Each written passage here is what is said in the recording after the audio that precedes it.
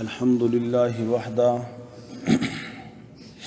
والصلاة والسلام على من لا نبي بعده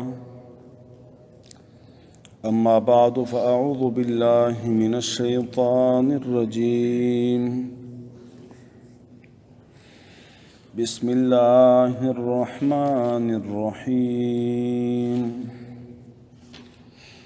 سبحانك لا علم لنا إلا ما علمتنا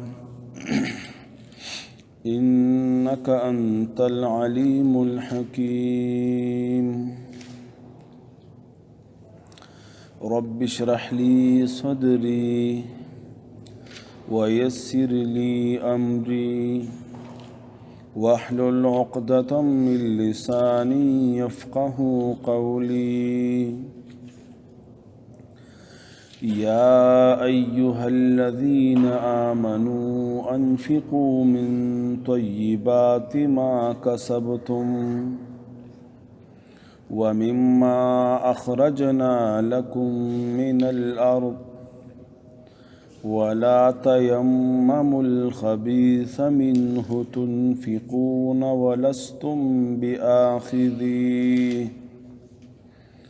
ولستم بآخذيه إلا أن تغمضوا فيه واعلموا أن الله غني حميد.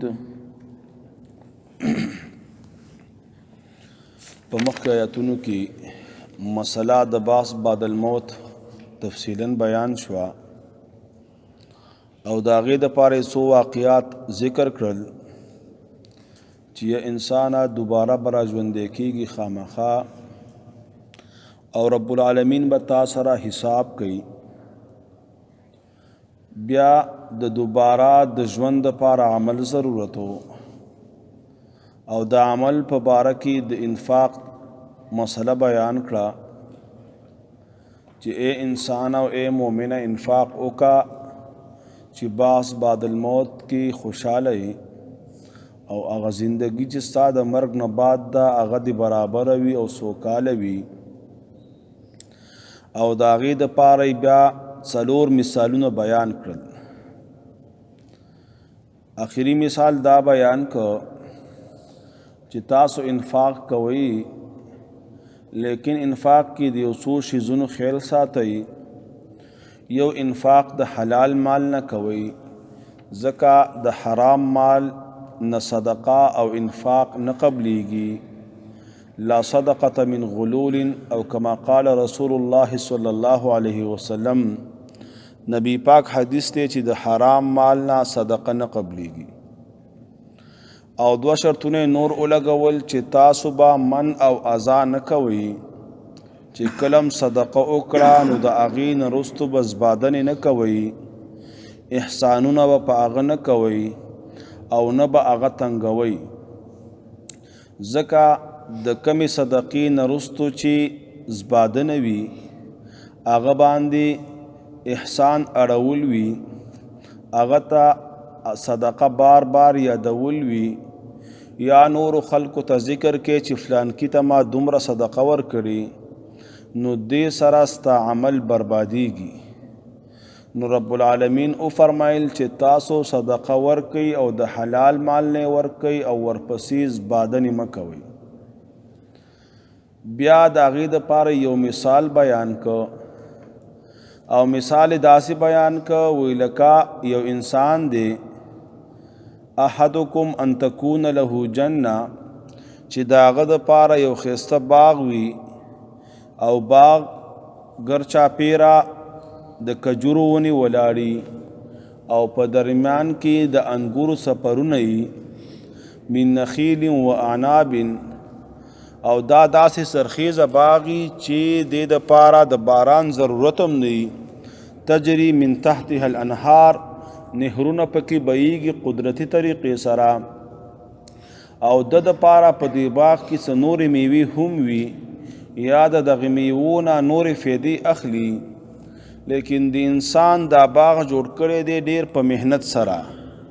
ډیر په خوارۍ سره او ټوله ځواني او زندگی په دې کې مصرف کړې ده. یو وخت داسې راغی چې د باغ مالک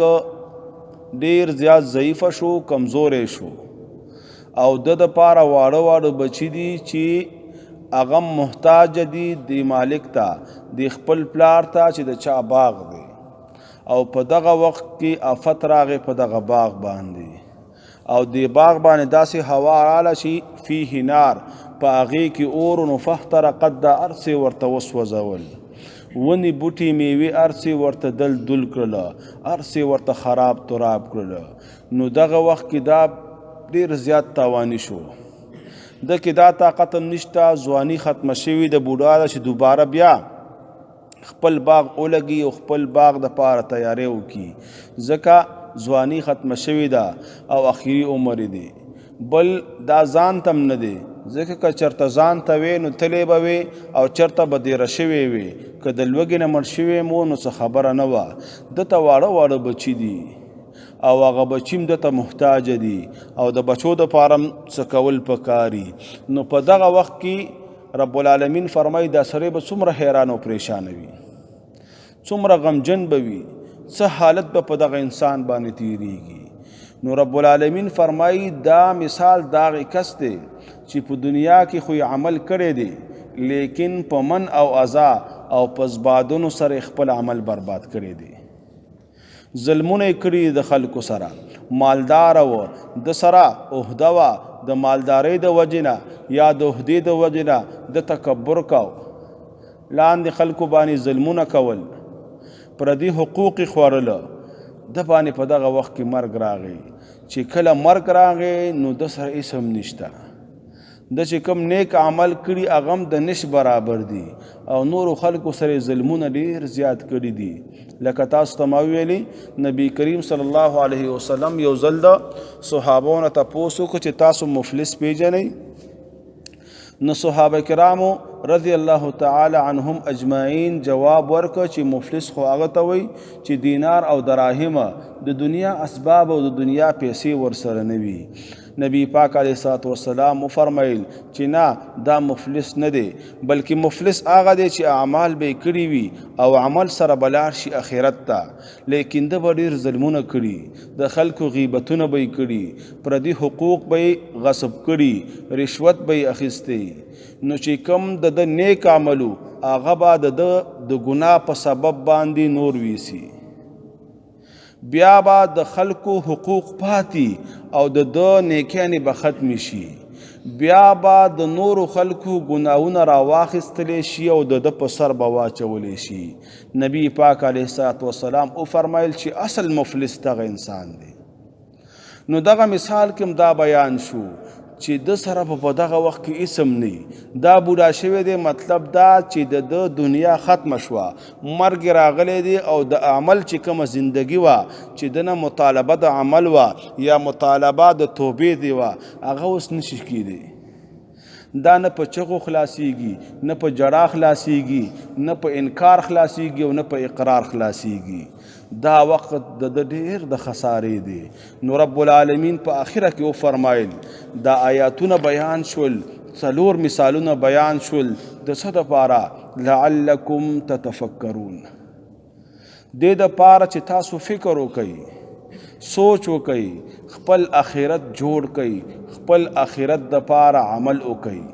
او هغه زندگی برابره کئ کومه زندگی چې د مرګ نه پس را روانه ده او یقیني را روانه ده. اوس په دې آیات کریمه کې رب العالمین بیا ترغیب ورکوي انفاق ته چې ای بندگانو انفاق وکئ، خپل آخرت جوړ کئ، غفلت کې مه غورځېږئ، خپل زندگی د آخرت والا مه هېروئ، د هغې دپاره عمل وکئ، د هغې دپاره تیاری وکئ چې بیا سبا افسوس کې، سبا واویلا کې او غوغا دې جوړه کړي. نو لہذا د دینه به دا ډېره ښي چې په دنیا کې په ځان باندې لږ تکلیف تیر کا، لذتونه او مزونه ځان بند وساته او د الله په عبادت کې ځان مصروفه کا او خپل زندگی او خپل اوقات قیمتي کا او هغې دنیا دپاره او هغې زندګۍ دپاره ډېر عمل وکا کومه زندگی چې را روانه ده. یو حدیث پاک کې راځي چې کله یو انسان ته مرګ راشي نو که دا بد وي ام بجاړي او ارمانونه بکي او کدا نیک وي بیا بم جاړي او ارمانونه بکي.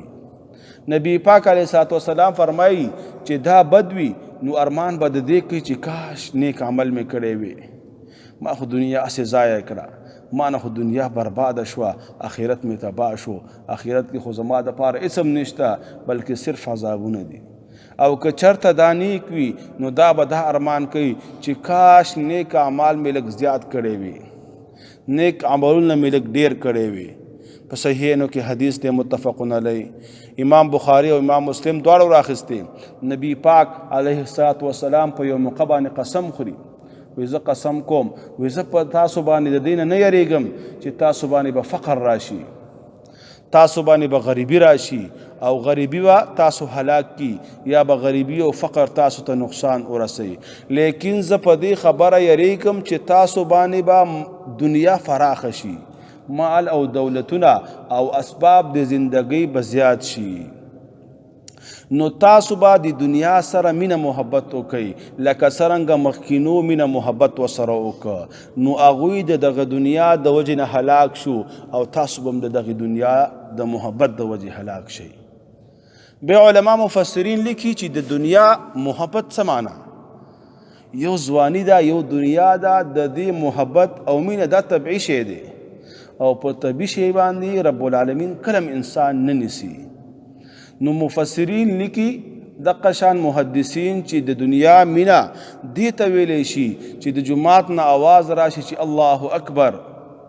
ته خپل ملازمت، خپل زمینداری، خپل کارخانه هر څه پرېږدي او لاړ شي جماعت ته، نو پته لګي چې ستا په زړه کې د دنیا مینه نشته. اگر که د دنیا اسباب تا سره ډیر دي، کور دې شته، پلازه دې شته او بنګله او موټر دې شته، ستا په زړه کې د دنیا مینه نشته. او چې کله د حلال او د حرامو خبره راشي نو ته حرام پرېږدي او حلال واخلي. چې کله دروغ او د رښتیا خبر راشي په کاروبار کې نو ته د دروغو نه رستو شي او رښتیا خبره وکړي اگر که تا ته نقصان هم وي. چې کله د ملاوت او د غش وخت راشي نو ته په کسب او تجارت کې ملاوت او غش نه کې، نو بیا تا سره د دنیا محبت نشته. بل طرف ته یو انسان دی هغه سره د دنیا اسباب هم کم دي، کور هم ورسره نشته، جیداد هم نشته، بنګله او پلازه هم نشته، لیکن اخوانه آواز راغی الله اکبر، دا ریړه لګولې د غربت، لیکن د جماعت آواز پسې ور نه راغی، د هغې اجابت یې ونه که، نو پته لګي چې د انسان په زړه کې دنیا محبت شته. خبره د حلال او د حرام وراله، د حرام را واخیستل، ځکه حرام اکثر زیات وي. قل لا یستوی الخبیث والطیب ولو اعجبک کثرة الخبیث. رب العالمین فرمائی، رب کریم فرمائی و اے بندگانو پاک او گندا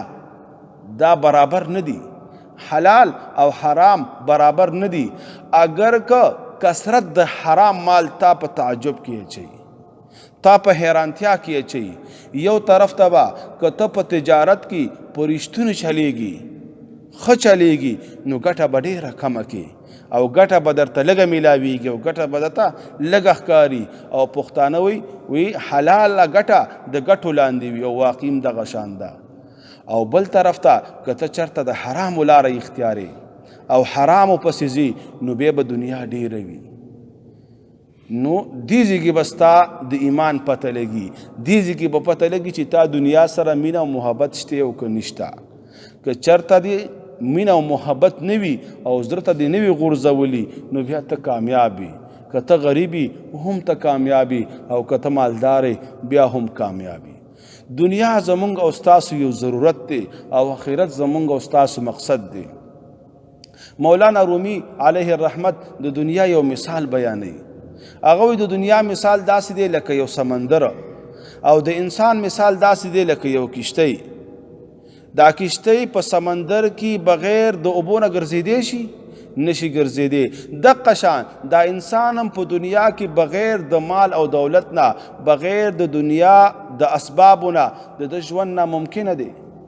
دغه اسباب بر اخلي نو ژوند به تیری، دا اسباب به استعمالی نو ژوند به اسانی.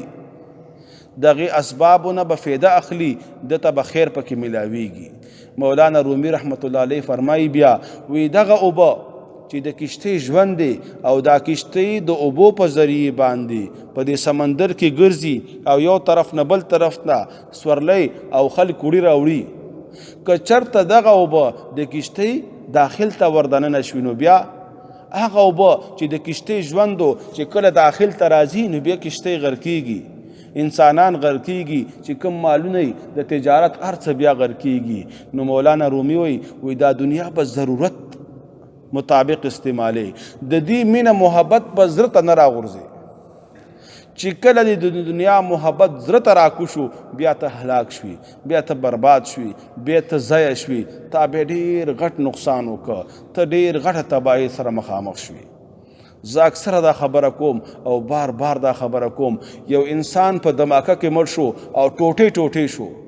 د اسمان نه راوغورځېد او ټوټې ټوټې شو نه دومره غټ مصیبت نه دی خو مرګ راغی او مرګ به راځي یا په بستره کې راتله او یا په سمندر کې راتله یا په دماکه کې راتله دغه مرګ او تا ته لیکلی او تا ته میلاو شو خبره خلاصه شوه که الله مکه یو سړی د دغې دنیا نه د کفر په حالت کې لاړه یا د حرام خورۍ په حالت کې لاړه یا د ګناهونو سره لاړه د ډېر غټ نقصان وکړه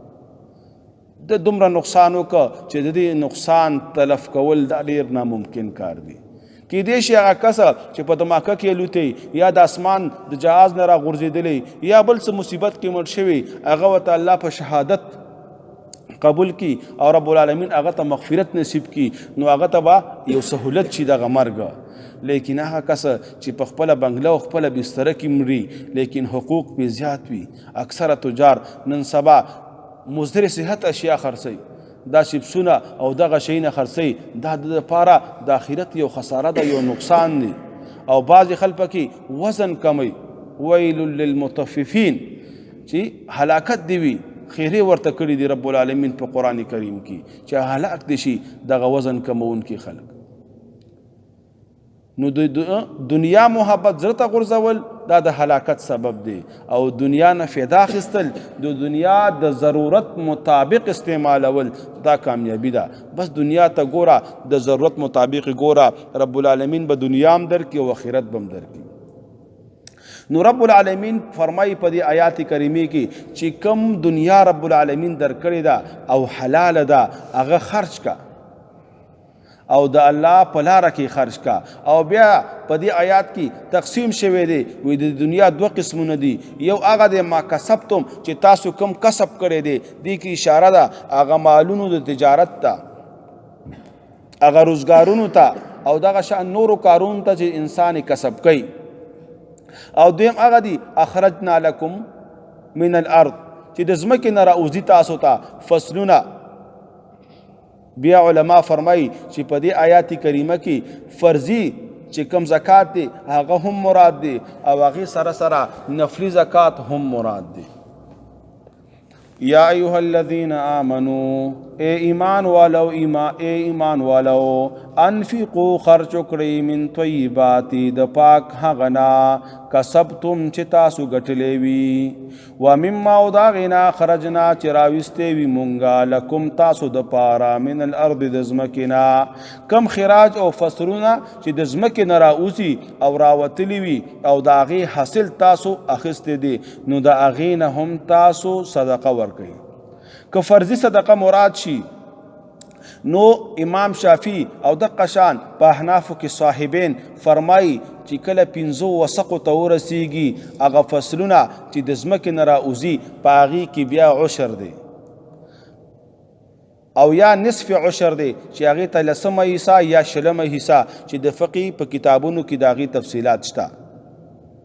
او امام صاحب وایي چې نه د ځمکې نه چې کوم فصل رازرغون شو که قلیل وي او که کثیر وي بعضې احادیث امام صاحب په خپل دلیل کې ذکر کوي اگر چې هغه احادیث ضعیفه دي لیکن دومره مقدار سره دي چې هغې نه بې حسن حدیث جوړیږي او بعضې علما وایي چې حسن حدیث باندې د قرآن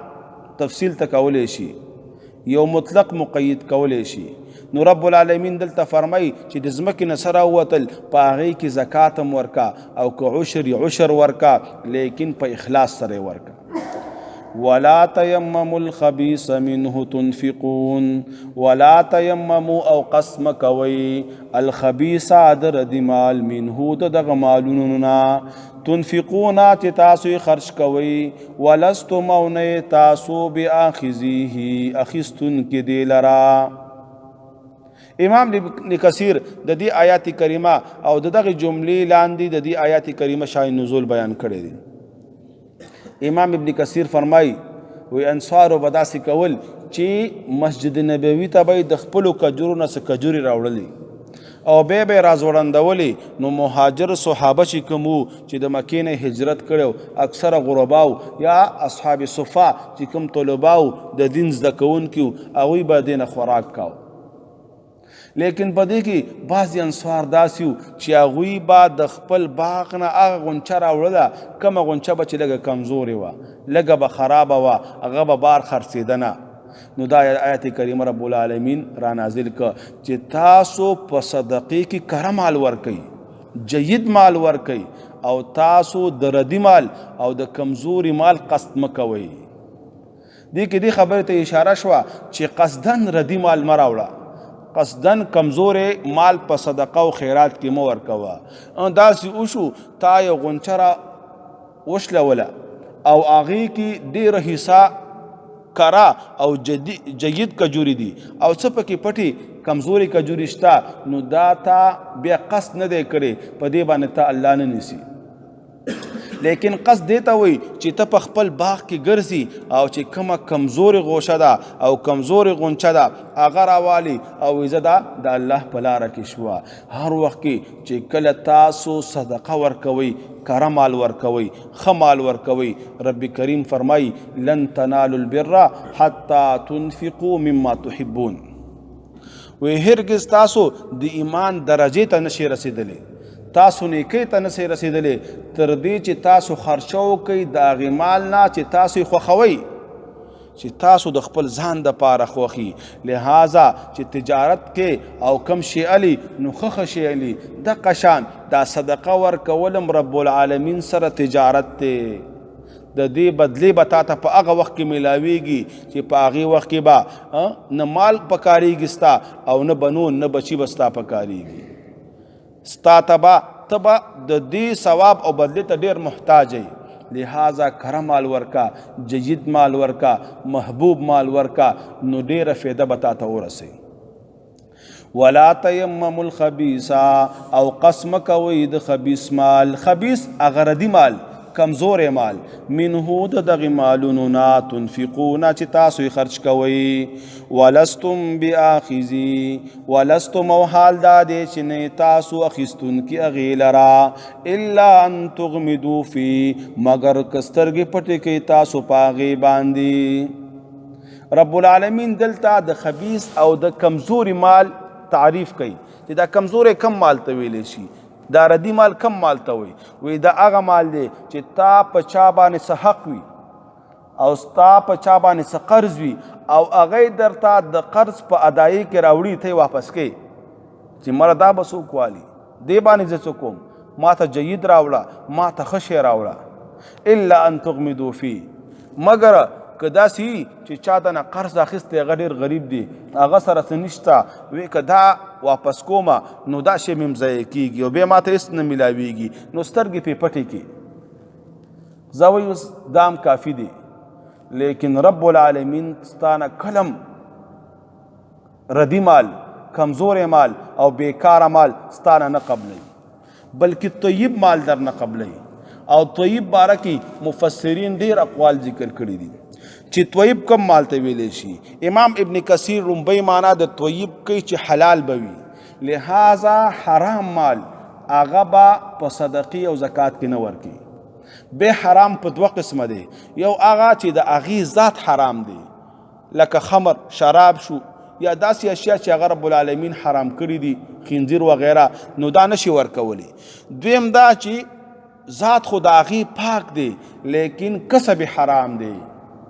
تا په رشوت کې اخیستی تا پردی حق غلا کړی دی ډاکه دې اچولې ده یا په بل څه طریقې حرام مال دی حاصل کړی دی، سود دی اخیستی دی، لہذا هغې نه به اجتناب کې، هغه عند الله مقبول نه دی. دک اشان حلال مال بم وي، صفت به هم حلال وي او کسب شوی بم وي حلال، ورسره به جید او کره مال وي، کمزورې به نه وي چې استعمال ور نه وي او چېرته سیټ ته ګزارې وایي زه دا به جومات ته ولیږو، دا به طالبانو ته ولیږو، عند الله دا قبول نه دی. دغه شان شی ولیږه کم چې د خپل ځان دپاره خوښې، بل چې کم د ډېر خوښي هغه د الله په لاره کې ورکه، او چې کم کمزوري هغه ځان ته وساته، نو ته به کامل مؤمن وي. دغه شان داسې یو شی ورکه چې هغه فایدهمند وي، داسې نه چې نقصان دی وي، داسې جامې ته خیراتې چې هغه قابل د استعمال نه وي، زری شوي وي، یا کور کې سالن او ترکاري پاتې شوه او لږ خوند خراب کو او زړه شوه، وایي زه دا به ولیږو چېرته خیرات او صدقې ته، نه، داسې مال ورکه چې هغه فایدهمند وي، نقصان ورکې نه وي.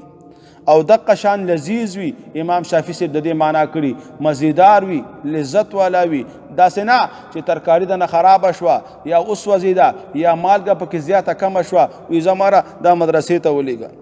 دقه شان نقصان ورکوونکی شی به هم نه وي چې تا پکې داسې څه واچول چې هغه نقصان کوي، مالګه پکې زیاته شوه یا مرچک پکې زیات شو یا بل څه زیات شو او قابل د استعمال نه ده، او تو یې نه مړه دا په دې ګاونډیانو تقسیم کو، نه، رب العالمین ته ښه شی ورکه چې صفا سوتره وي، حلال وي، لذیذ وي، مزیدار وي، ستا محبوب وي، او چاته چې ورکي هغه پې خوشحاله شي. ولا تیمموا الخبیث، او قسم کوئ د ردي مال، منه د دغه مالونو نه، ولستم بیاخذی،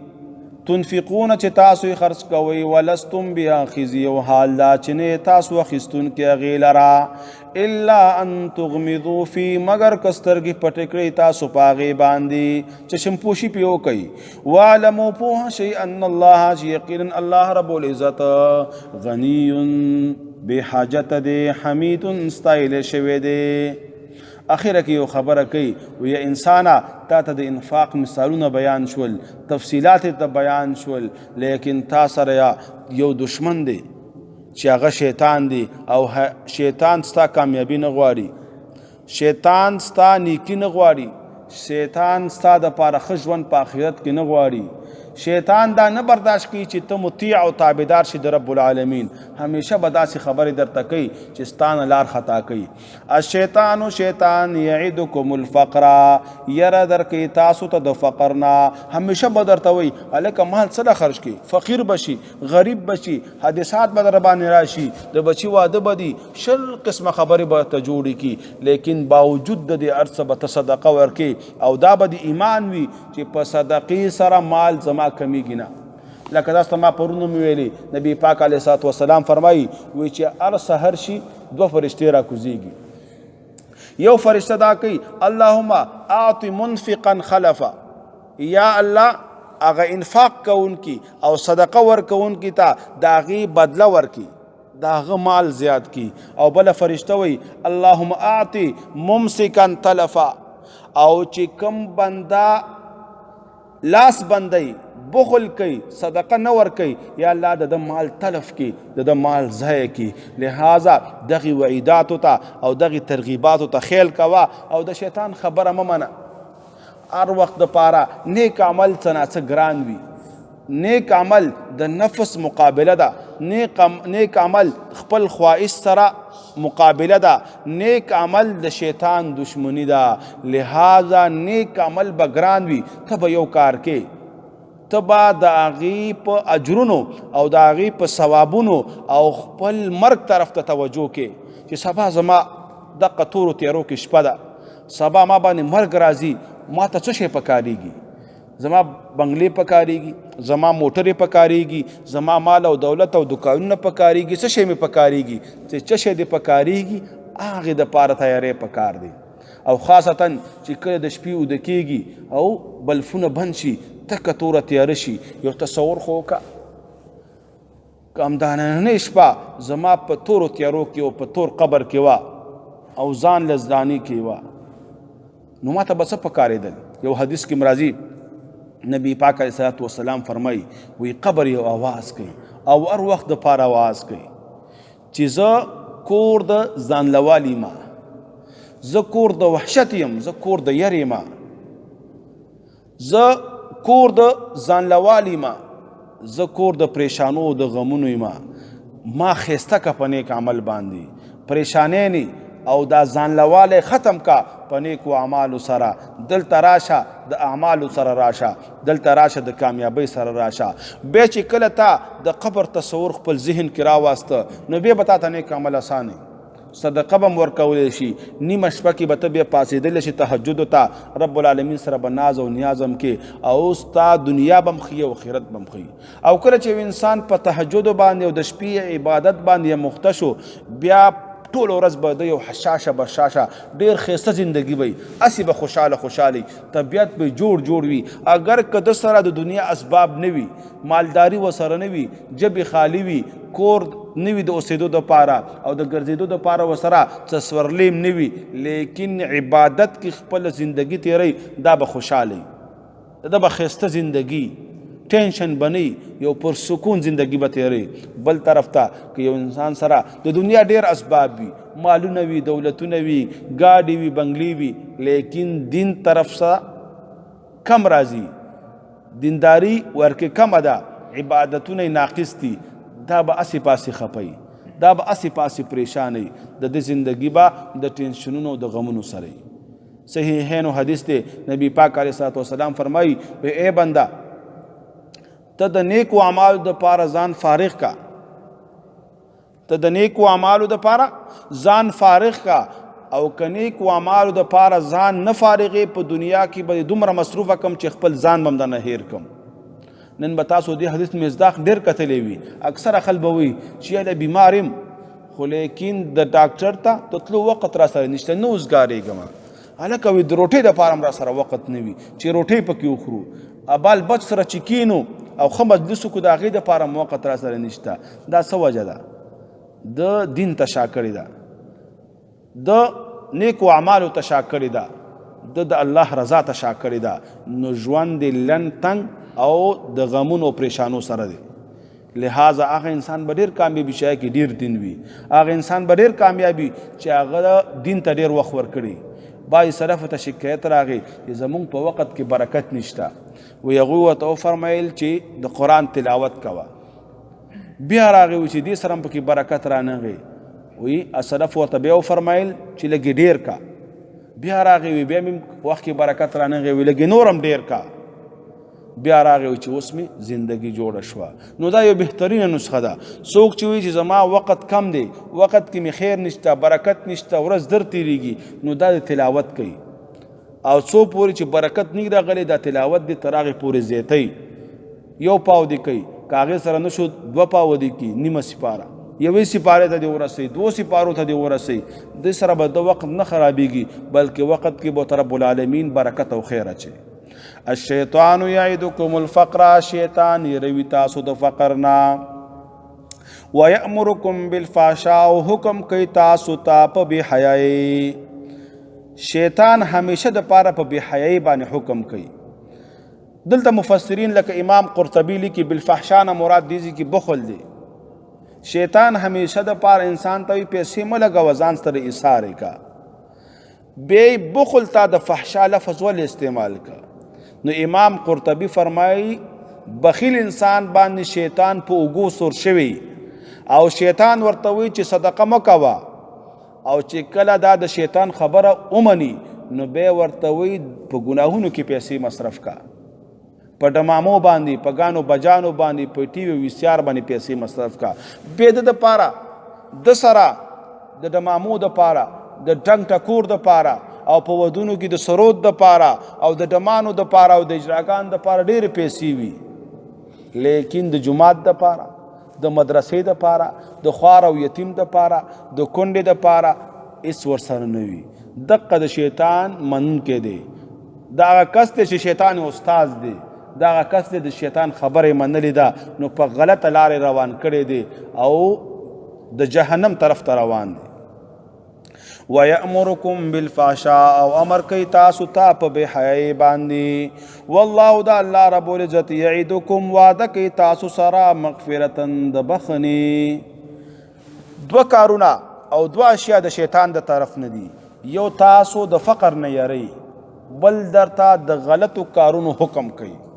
او دوه کارونه د نیکانو بندگانو سره د الله د طرف نه دي. الله وعده د مغفرت کوي چې انسان صدقه ورکوي په د باندې د صغیره ګناهونه رب العالمین معاف کوي، او ته کبیره ګناهونو نه الله محفوظ ساتي، او که کم کبیره ګناهونه د کړي نو د توبې توفیق ورکوي. والله یعدکم مغفرة، نو د رب د طرف نه یو شی مغفرت دی چې الله ورسره د وعده د مغفرت کوي. دویم شی وفضل او د مهربانۍ. والله د الله رب العزت واسع فراق فضل والا دی، علیم او پوه دی. بس ته به یا ایها الذین آمنوا ایمان والو انفقوا خرج کړئ من طیبات د پاکو ما هغه مالونو نا کسبتم چې تاسو کټلې وي او تاسو کسب کړی وي، ومما او د هغې مال نه خرجنا چې راویستې وي مونږه لکم ستاسو دپاره من الارض د ځمکې نه، ولا تیمموا قسم کوئ الخبیثه د ردي مال، د ضعیف مال، د کمزوري مال، منهو د دغه خپلو مالونو نه تنفقونا چې تاسو خرج کړئ هغه ردي مال، ولستم او حال دا دی چې نه تاسو بآخذیه اخیستونکي هغې لره الا مگر ان تغمدو فی چې سترګې پټې کوي په هغې باندې، چشمپوشي وکوي په هغې باندې. واعلموا پوه شئ ان الله چې یقینا الله رب العزت غنی بحاجت دی، حمید ستایل شوی دی. الشیطان یعدکم الفقر ویأمرکم بالفحشاء، الشیطان یعدکم الفقر، شیطان یری تاسو د فقر نا، ویأمرکم او امر کوي تاسو ته بالفحشاء په بی حیايي باندې. والله والله رب العزت یعدکم وعده کوي تاسو سره مغفرتا د بخنی منه د خپل طرف نا، وفضل او د احسان او د مهرباني. والله د الله رب العزت واسع فراخ فضل والا دی، علیم پوه دی. وصلی الله تعالی على خير خلقه محمد وعلى آله وصحبه أجمعين. اللهم صل على محمد وعلى آل محمد كما صليت على إبراهيم وعلى آل إبراهيم إنك حميد مجيد. اللهم بارك على محمد وعلى آل محمد كما باركت على إبراهيم وعلى آل إبراهيم إنك حميد مجيد. ربنا ظلمنا أنفسنا وإن لم تغفر لنا وترحمنا لنكونن من الخاسرين. اللهم أرنا الحق حقا وارزقنا اتباعه، وأرنا الباطل باطلا وارزقنا اجتنابه. اللهم اجعل سريرتي خيرا من علانيتي واجعل علانيتي صالحة. رب العالمین زمون صغیره کبیره گناهونه معاف کی، الہ العالمین زمون نوی او زاړه گناهونه معاف کی. رب العالمین دا ملګری دی کوم ملګری څه حاجتمند وي، څه مشکلی وي، څه قرضدار وي، الہ العالمین دې ټول ملګرو په زړونو باندې او علیم بذات الصدور ته په هر څه باندې خبردار ذاتی. الہ العالمین د دوی مشکلات، حاجتونه او ضرورتونه د خپل خزانونو پوره کی. رب العالمین دې ملګرو کې کوم ملګری بیمار وي، کور کې بیماری وي، واړه بیماران وي، غټ بیماران وي، الہ العالمین ټولو ته شفای کامله عاجله مستمره ور نصیب کی د نیکو اعمالو د پاره او د خپل خپلوانو د خوشحالۍ د پاره. رب العالمین شفای کامله عاجله مستمره ور نصیب کی د نیکو اعمالو د پاره او د خپل خپلوانو د خوشحالۍ د پاره. رب العالمین موږ د ګناهونو نو ساتي، رب العالمین موږ د ګناهونو تمام اقسام نو ساتي، رب العالمین موږ د کفر او شرک نو ساتي، رب العالمین موږ د بدعت او ریاکارۍ نو ساتي، رب العالمین موږ د دروغ ویلو د غیبتون نو ساتي، الہ العالمین موږ د بهتان او حسد نو ساتي، رب العالمین موږ د حرام خوري او سود خوري نو ساتي، رب العالمین موږ د دوکو د غدارو نو ساتي، رب العالمین موږ د پردي مال او رشوتون نو ساتي، الہ العالمین موږ د ټول ګناهونو نو ساتي. رب العالمین په دنیا کې ایمان عظیمه سرمایه ده، الہ العالمین تر مرګ پورې په دغه ایمان باندې موږ قائم او دائم وساتي. رب العالمین خاتمه زمونږ په ایمان کې، رب العالمین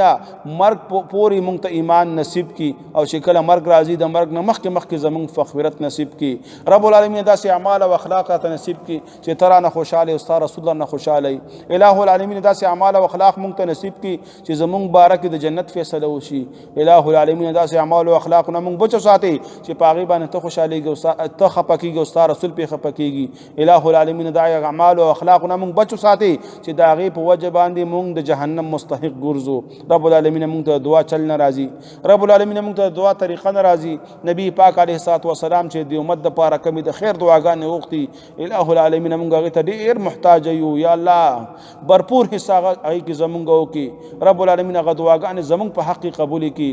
نبی پاک علیه الصلاة والسلام چې څه نه پناه وغوښتې ده رب العالمین موږ ته د هغې نه پناه را نصیب کړي رب العالمین مرګ به راځي مرګ د ایمان سره موږ ته نصیب کړي رب العالمین خاتمه زموږ په ایمان کې مرګ د شهادت راته نصیب کړي چې کله مرګ راځي رب العالمین د مرګ نه مخکې داسې توبه راته نصیب کړي چې هغې سره زموږ ټول ګناهونه معاف شي او رب العالمین چې کله مرګ راځي نو اخري وینا